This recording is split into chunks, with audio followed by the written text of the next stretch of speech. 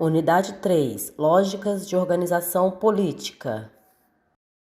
Capítulo 8. O mundo grego e a democracia. Objetos de conhecimento, as noções de cidadania e política na Grécia. Na aula de hoje, vamos desenvolver as habilidades de explicar a formação da Grécia Antiga, dando ênfase à formação da polis e suas transformações políticas, sociais e culturais. Olá, jovens estudantes, aqui quem fala é a professora Fernanda de História, tudo bem com vocês? Bem, a aula de hoje nós vamos falar sobre a Grécia Antiga. Vocês já ouviram falar nessa civilização? Essa civilização é muito importante para a nossa história, pois alguns conceitos fundamentais se formaram em algumas de suas cidades, como o conceito de cidadania e democracia. A Grécia Antiga também é considerado o berço da civilização ocidental. Legal, né? Mas vocês sabem onde se localiza a Grécia Antiga? Vamos descobrir juntos? A Grécia desse período, que abrange desde o período homérico, por volta dos séculos 12 a.C., até o fim da Antiguidade, por volta de 600 d.C., era um extenso território formado por várias cidades independentes entre si, vindo daí o termo cidade-estado. Essas cidades gregas abrangiam 4 importantes regiões. Uma parte continental, situada ao sul da Península Balcânica, a Grécia insular, formada pelas ilhas dos mares Egeu e Jônico, a Grécia asiática, situada na Ásia Menor, e a Magna Grécia, situada na Península Itálica. Conforme podemos visualizar neste mapa, a Grécia atualmente situa-se na porção sudeste da Europa e está distante 9.647 quilômetros do Brasil.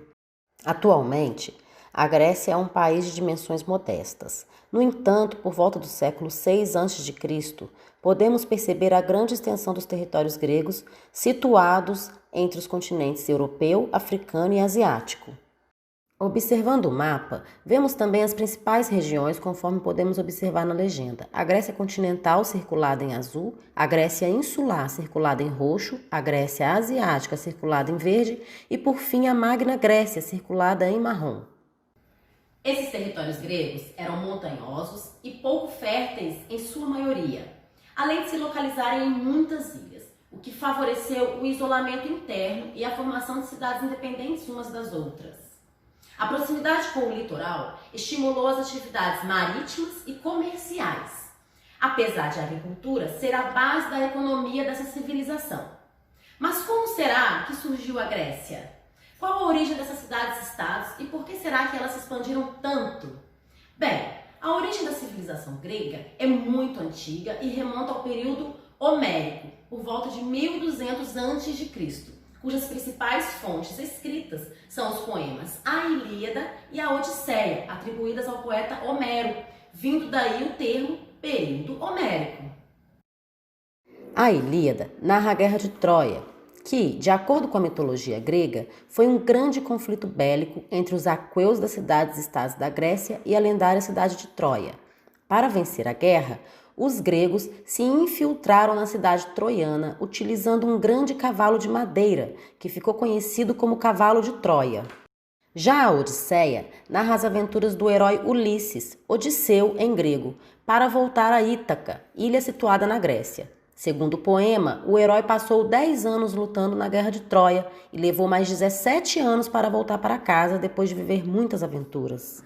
Lendários ou não, esses poemas mostram um pouco como se constituiu a própria civilização grega, formada pela invasão de diversos povos nômades, como os aqueus, os eólios, os jônios e os dórios, que inicialmente ocuparam a ilha de Creta e dali se espalharam, originando a civilização grega.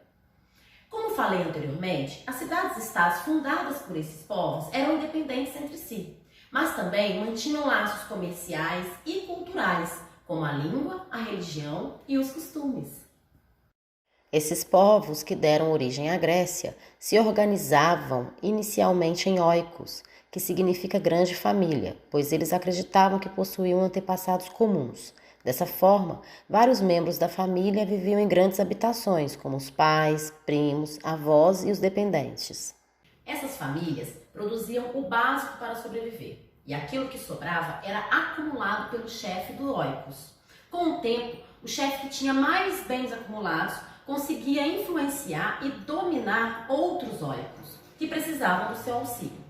Com o acúmulo de poder, o chefe de um desses óicos tornou-se rei e passou a governar com o auxílio de uma assembleia, ou seja, uma reunião de guerreiros de outros grupos familiares, que também possuíam poder de decisão.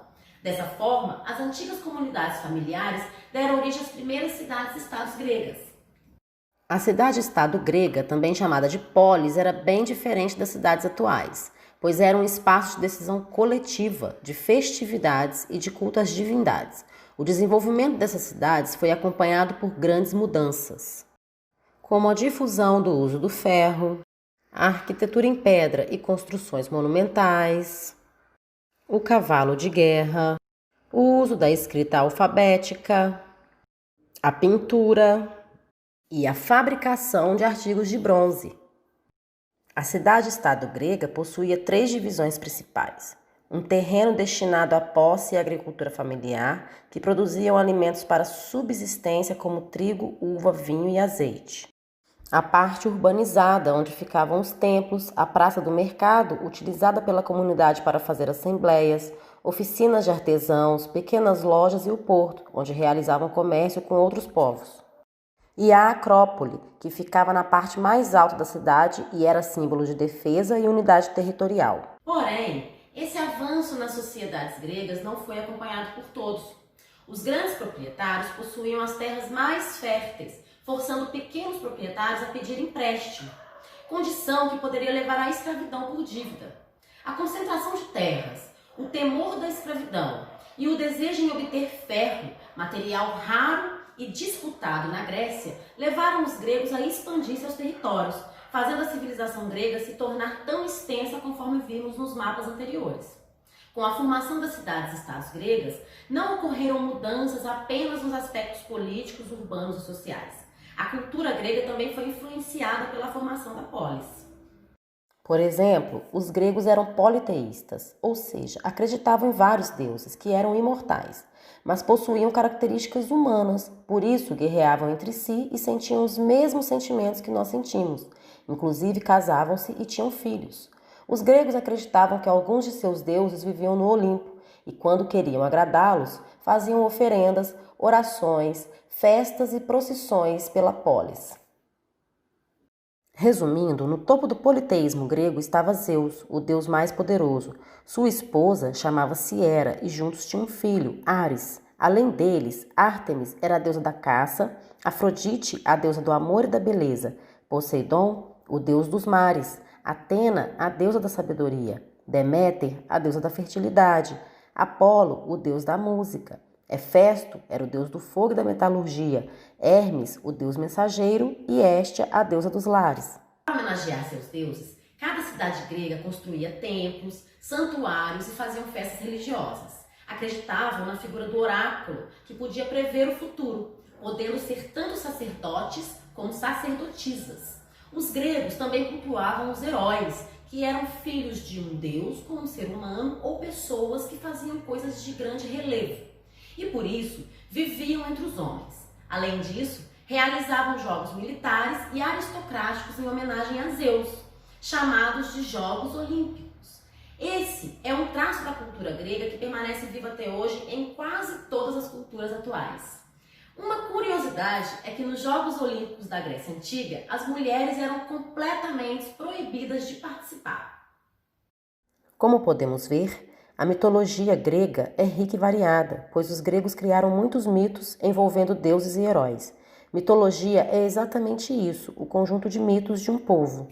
E aí, gostaram de estudar e melhorar os conhecimentos sobre essa civilização fantástica da antiguidade que foi a Grécia Antiga? Quer aprender ainda mais sobre eles? Na próxima aula, nós vamos falar das suas principais cidades, de conceitos como democracia e cidadania. Vai ser de tirar o fôlego. Mas antes de encerrarmos essa aula maravilhosa, que tal fazermos algumas atividades para aprender ainda mais? Pergunta número 1. Como o fator geográfico moldou a sociedade e a história da Grécia Antiga? Número 2. Pesquise. Qual o significado das palavras oikos e cidade-estado? Número 3. Para pensar.